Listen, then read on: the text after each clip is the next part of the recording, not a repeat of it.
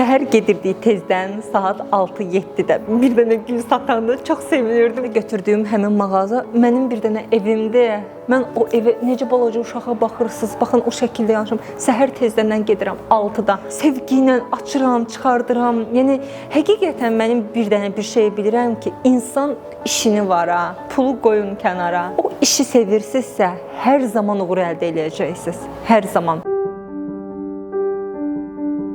Quluzadə Bahar Azad qızı, 31 yaşım var. Relaxury Box Azərbaycanın təsisçisiyəm. Bilirdim ki, mən ümumiyyətlə universitet oxumayacağam. Mən dizayner olmaq istədiyimi məktəb vaxtı sinif yoldaşlarıma da deyirdim və heç birisi də məni ciddi qəbul eləmirdi. Bəlkə də indi sinif yoldaşlarım baxacaq, görəcəklər. Gülürdülər. Hamısı universitetə qəbul oldu, mən olmadım. Universitetə qəbul olmadım, elə həyat hekayəm ondan sonra başladı. Mən 4 gün keçmişdi ki, getdim özümə iş axtardım. Satıcı işi tapdım. Orada həm dizaynerlıqdır, həm də satıcılıq idi. Mən 1 ay işlədim və mən özümü satıcı kimi görmədim. Dedim ki, mən istəyirəm ki, daha çox inkişaf eləyim, daha çox öyrənim, həyatımı özümə qurum. Hiss edirdim ki, məndə nəsə var, amma mən bunu üzə çıxara bilmirəm də, bura ora deyil. Əslində satıcı işləməyə mənə çox böyük bir şey qatdı.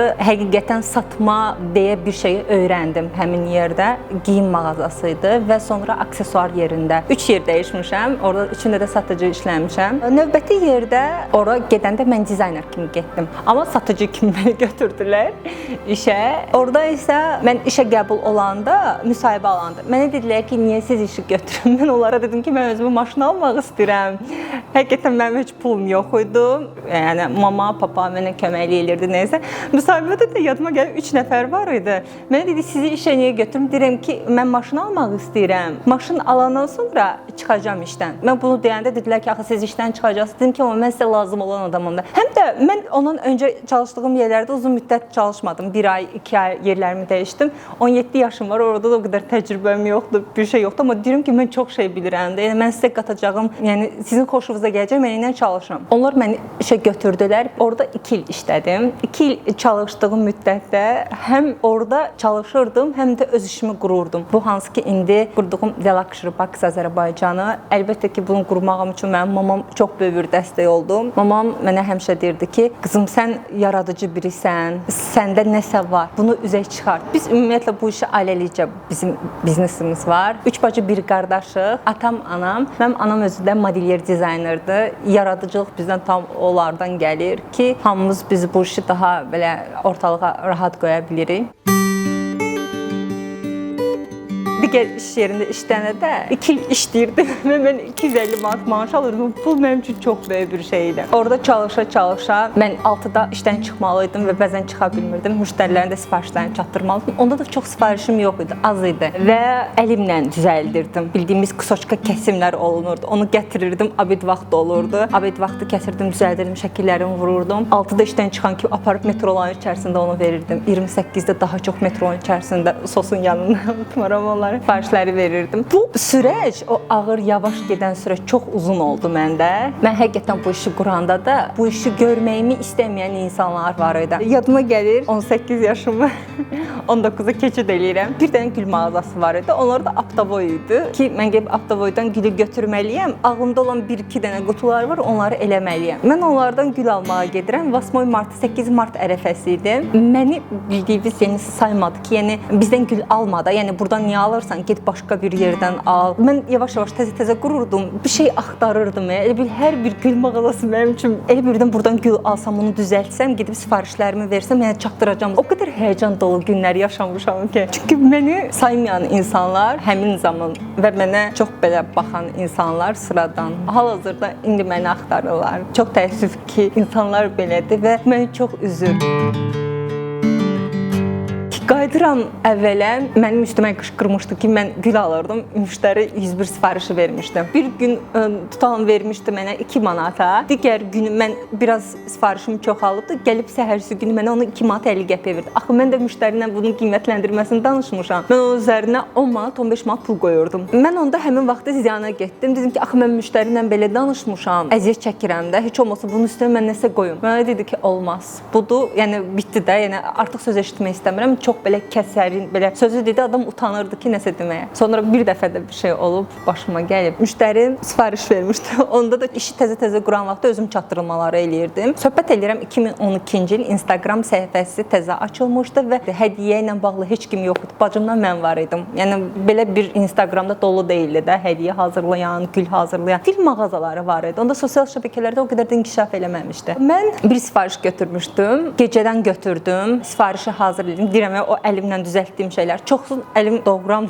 idi, belə kəsilirdi. Həmin vaxtda əlimin bir hissəsi belə dərim getdi. Çox belə pis idi də. Səhər saat 9-da sifarişi çatdırmalıyam. Mən sifarişi çatdırmalıyam. Nömrəsini götürmüşəm müştərinin. Biraz da gecikmişəm. Metronun içərisində gözləyirəm müştərinin sifarişini verim. Müştəri mən blokada. Müştəri məni blokada. Ödəniş də almamışam, heç bir şey almamışam. O vaxtı istirdim ki, məhsulum satılsın, getsin. Gedim müştəriyə verim də pul qazanım. Məqsədim hal-hazırda düşünürəm ki, mən bu dəqiqə pul qazanmalıyam. Çox üzülmüşdüm ona.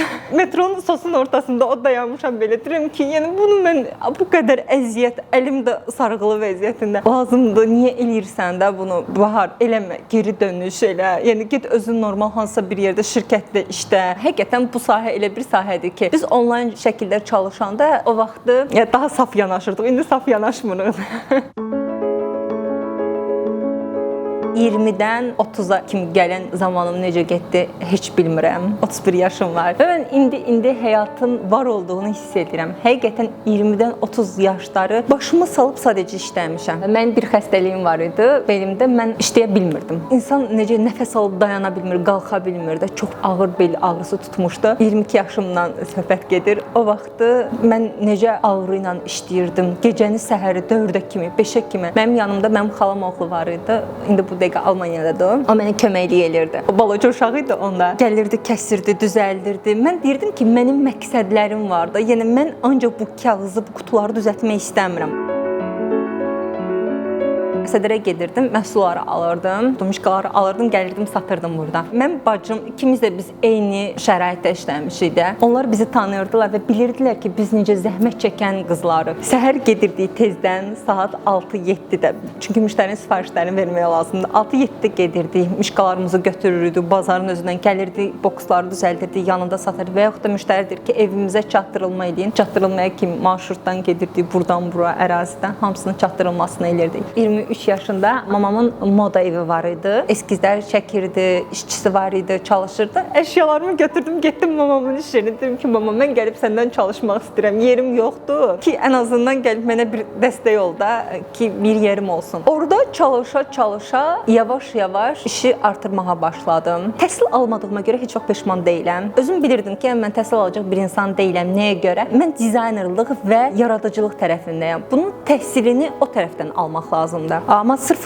elmlə bağlı düşünürəm və yaxud da hər hansısa bir iş sahəsində olsaydım ki, mən bunu öyrənməliyəm. Mən düşünürəm, orada da professional olardım. Həkimliyi seçsəydim, mən beyin cərrahı olardım və onun bütün dərinliklərini öyrənərdim. Gedərdim xaricdə, bunun təhsilini alardım. O qədər yetişdirərdim ki, özümü. Ona görə mən özümü bu yöndən seçdim və çox yetişdirməyə çalışdım. Həqiqətən dedim ki, bunu düzəltməkdən deyil, bunu inkişaf elətdirmək lazımdır. İlk öncə getdim, avtoşkolaya kursa yazıldım. Mənim bir müəllimim var idi. Mənə pravanı almaq üçün təlimə getdim, öyrədirdi. 3 ay ora getdim, 7 dəfə kəsildim. 8-cidə elə bir həyəcanla onu almışam, qışqırıram ki, ay özüm elədim, özüm aldım da. Yəni mən öz pravamı almışam, oxumuşam. Onu alandan sonra məqsədim ancaq avtomobil almaqdır. Gələn gəlirimi avtomobil almaq üçün pulumu yığıram, biraz keç üstünə toxunmuram, deyirəm ki, mən bunu eləyəcəm. Yəni yayı çalışdığım ancaq odur. Bir də bayramı gəldi, biz yəni dediyim kimi bayramlar daha çox çalışırdıq, üstünə pul gəldikcə nəsə eləyə bilirdik. Nəsə avtomobilimi aldım, sonra rahatlaşdım ki, mənim avtomobilim var. Bu yetmədi, bu azdı. Dedim ki, mən daha çox istəyirəm, daha çox inkişaf eləməliyəm. Qərar verdim ki, mən mağaza istəyirəm. 28-də mənim bir dənə rəfiqəm var idi, rəfiqəmin də dostu var idi. Biz fikirləşdik ki, bir yerdə mağaza açaq. Çünki mənim pulum yoxdur, o qarşı tərəfində yaradıcılığı yoxdur. Nəysə, biz fikirləşdik, yer açaq. Mən onsuz da bizim müştərilərimiz, mən yavaş-yavaş hamısını bir-bir yığmışam. Mağaza açmağa hazıram. Açdım, sonra biz elə oldu ki, dostumuzdan dedi ki, biz çalışa bilmirik, onun zamanı olmur, işləyə bilmir. Gətir, götür işləri görə bilmir. Dedim ki, yaxşı, mən özüm tək buradan çıxıram, ayrılıram. Çıxmıram, daha doğrusu burada qalıram, amma tək özüm idarə edirəm. Həqiqətən çox ağır idi. İşi çox çətin idi. Bütün gətir, götür, yavaş-yavaş işçilər artır. Bir işçi götürsən 2, 3, 5. Elə bir iş çoxaldıqca problem də çoxalır və bir tək xanımın onun üzərindən gəlməyi çox çətindir. Mən elə bilirdim ki, 28-də götürdüyüm həmin mağaza mənim bir dənə evimdir. Mən o evə necə balaca uşağa baxırsınız. Baxın o şəkildə yanmışam. Səhər tezdən gedirəm 6-da, may ayı, aprel ayı. Quşların səsi gəlir orada. Sevgi ilə açıram, çıxardıram. Yəni həqiqətən mənim bir dənə bir şey bilirəm ki, insan işini var ha. Pulu qoyun kənara. Pul düşünməyin, heç bir pul düşünməyin. O işi sevirsinizsə, hər zaman uğur əldə edəcəksiniz. Hər zaman. Orada gəlirdim, özüm video çəkilişlərimi eləyirdim. Bir dənə gül satanda çox sevinirdim ki, buketlərimi qapının ağzına qoyurdum. Elə bir ki, müştərini sevirdim. Müştəri deyəcək ki, nə baş verir? O mənim içimdə yaşadığımı başa düşmürdü. O məndən alanda mən sevinirdim ki, mənim mağazamdan gəlib alırlar. Nəysə, orada da biraz problemlər yaşadıq. Yer az idi. 60 kvadrat idi. O da məni qane eləmirdi. O insanoğlu bir həmişə çoxunu istəyir. Beynimin bir hissəsinə qoymuşam ki, mən daha böyük bir şey istəyirəm. 2022-ci ildə biraz çox ağır travmatik bir şey yaşadım öz həyatımda. O mənə çox böyük bir güc verdi. İçimdən bir dənə bahar çıxdı ki, mən düşünməzdim ki, mən bu qədər güclüyəm. Yəni ondan sonra deyirəm ki, artıq məni heç nə üzə bilməz. Mən orada olanda düşündüm ki, böyük bir mağaza açmaq lazımdır. Artıq bunun zamanıdır. Hər yeri axtarıram, fikirləşirəm. Bütün günü yol, bütün günü makilerlərdən danışıram. Əlimdə də pulum yoxdur. Az puldur da. Bu böyük bir mağaza açacaq qədər bütçəm yoxdur. Amma maşınım var. Altında Chevrolet Cruze'um var. Təsadüfən bu indi oturduğumuz mağazanın önündən keçirəm, qaranlıqdır. Gözüm yaxşı görmür, amma görürüm ki, qaranlıqda nəsə ağ bir şey var orada. Maşını saxladım, arendaya verilir. İçəri girdim, mən buradayam. Burada gördüyünüz heç nə yoxdur da. Qara və pis günündə nəysə nömrə qoymuşlar üstünə. 2000 nə qədərsə pulum var. Axı mən bu yeri götürsəm, nəsə düzəltməliyəm axı, nəsə eləməliyəm. Sabahları səhərsi günü yığdım. Kişi götürdü, dedi ki, gəlin danışaq, baxaq. Bu yeri götürdüyümüz bəy iş adamıdır. Mən də gəlmişəm, deyirəm ki, mən bu yeri götürmək istəyirəm də. Nədirsə danışağım. Məni ciddi almadı. Bilirsiniz necə, yəni uşaqsan da, yəni ya sən bu işi görməyəcəksən, ya da ki, sən gələcəksən, burada gəlirlər, gedirlər 1 aylıq, 2 aylıq. Belə dedi. Dedi ki, 6 ayın pulunu verəcəksən. İnsana belə demək lazımdır axı, yox eləməsi üçün. Axı ola bilər mənim gücüm çatmasın. 6 ayın pulunu verəcəksən, 6 ay mən də verəcək, pulum yoxdur. Nəsə maşını satışa qoydum. Dedim ki, maşını satıram, mən yer düzəltmək istəyirəm. Atam evdə çox narazıçılıq bildirdi. Mamam dedi, mən sənin arxandayam. Ümumiyyətlə, anam bütün yollarımda dəstəkdir. Yəni, hansısa bir şey görəndə mama deyir ki, sən bacaracaqsan da qızım. Heç 2 həftə keçmədi, avtomobilimi aldılar. Bu yerdə verməyiblər heç kimə. Mən kişiliyi quram, deyirəm ki, siz xahiş edirəm, məni onlar dinləyəsiniz. Mən başqa bir yerdə işlətmişəm, yəni işləyirəm. Hal-hazırda da orada mağazam var. Mən kişiyə göstərdim ki, mənim müqavilə ilənəm də. Yəni, mənə hələ indiyə kimi digər yerimdə bir dəfə olsa yerin pulunu gecişdirməmişəm, nəsə bir problem olmayıb. Xahiş edirəm bu yerdə, yəni biz işləyək. Düşündü ki, mən müqaviləni də imzalamayacağam da. Necə? Yəni sıradan bir şəkildə ələnəcəm. Dedim gedəyim müqaviləni imzalayaq. Düşündü ki, hə, mən ciddiyəm də bu işdə. Nəysə sonra getdik, müqaviləni imzaladım, gəldim bura, oturmuşam belə. Deyirəm ki, Bahar, sən nə edəcəksən? Sən çox emosional qərar vermisən, amma mən deyirəm ki, emosional qərar verən hər kəs dünyanın ən ağıllı insanıdır. Emosional qərar verən insanlar hər zaman bu həyatda nəyəsə nail olan insanlar. Çox düşünən insanlar çox böyük bir zaman itirir. Bunu ilk öncə deyə bilərəm. Yaxşı ki də deyirəm, eləmişəm. Sonra gəldim, ustalar tapdım. Əlimdə olan bütçəni bölməliyəm. Maşını satmışam. 12.000-ə. 12.000-ə belə, 12.000-ə mən bölməliyəm. Amma nə qədər iş görəcəm burada. Digər ustalar tapdım.